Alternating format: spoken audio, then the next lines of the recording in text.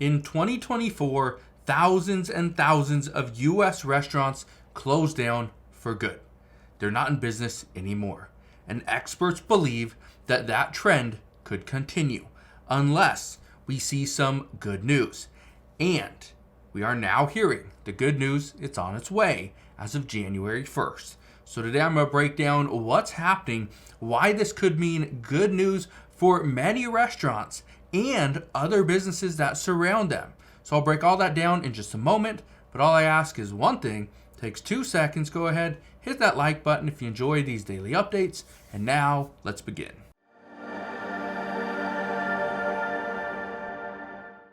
So yes, we are starting to see some good news, some positives when it comes to businesses and restaurants. I want to show you something. It says more than 4 in 10 independent restaurants couldn't pay their rent in September. That is troubling, okay? But it is an improvement from August. So there we go. There are more people that are able to pay their rents. Here's the concern.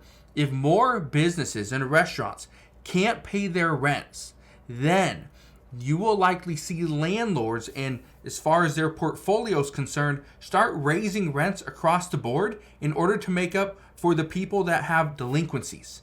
Again, it's troubling, but that is where we're at. But let me show you this.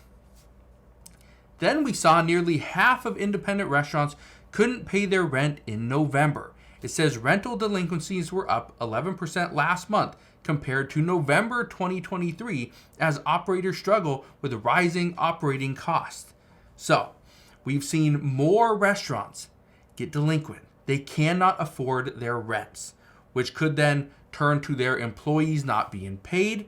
It could turn to not quality material or ingredients used in their recipes, and again, it could hurt their overall business.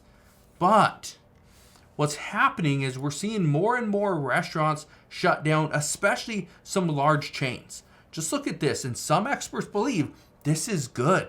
Look at this. It says these restaurant chains closed locations in 2024.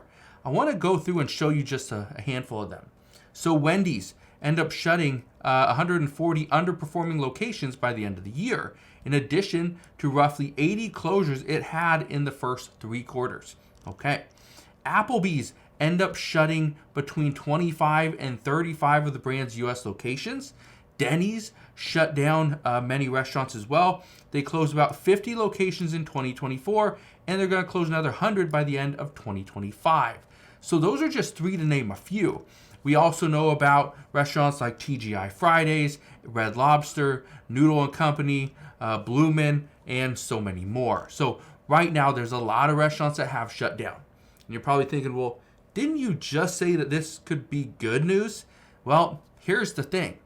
The restaurants were shutting down for multiple reasons, but one of the big reasons is they didn't have enough customers coming to the location, the region.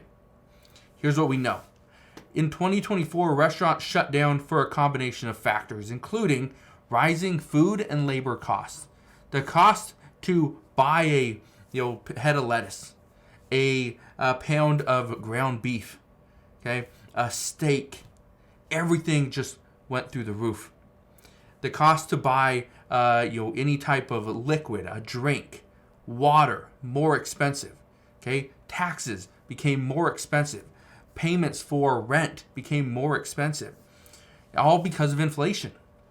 There was also increased competition from delivery services.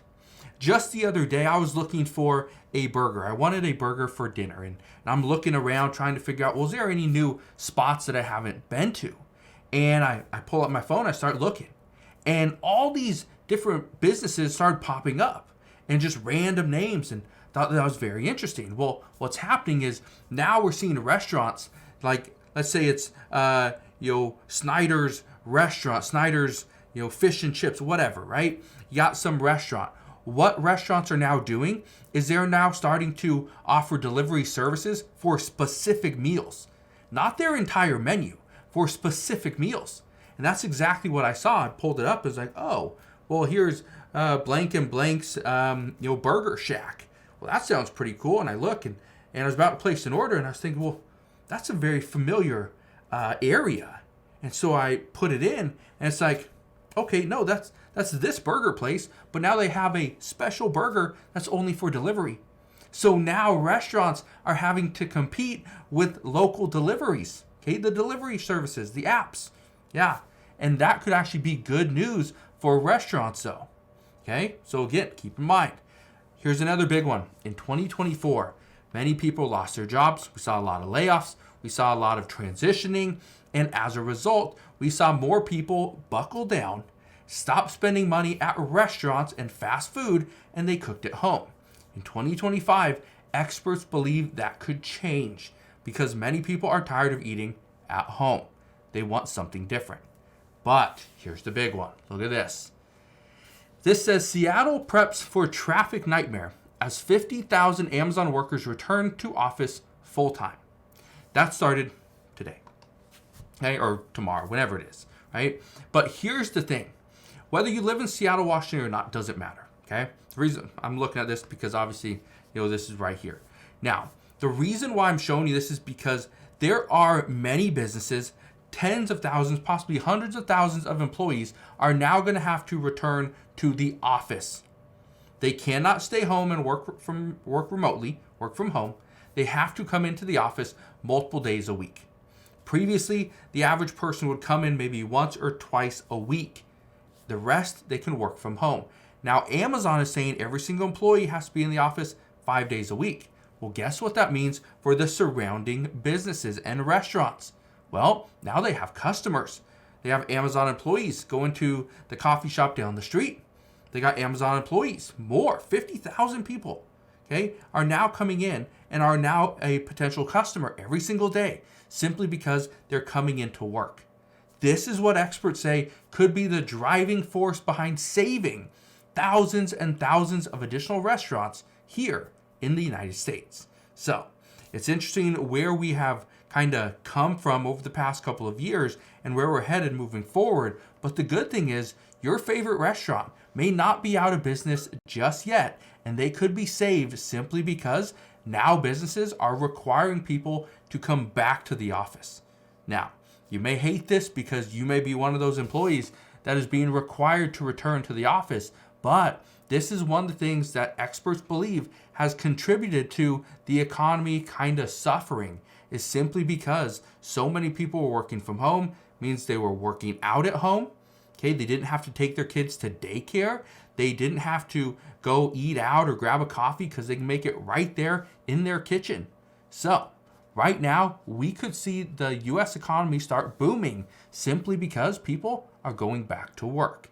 Now, we don't have any data on this yet because, again, this is only January 2nd, but experts believe that within the next 2 to 3 months, we're going to have enough data to determine whether or not this is going to be a good thing for the U.S. economy or it's going to be a bad thing. So we'll see what happens moving forward, but that is what we know as of today. So again, thank you guys for watching. Consider subscribing, and I'll see you guys on the next one.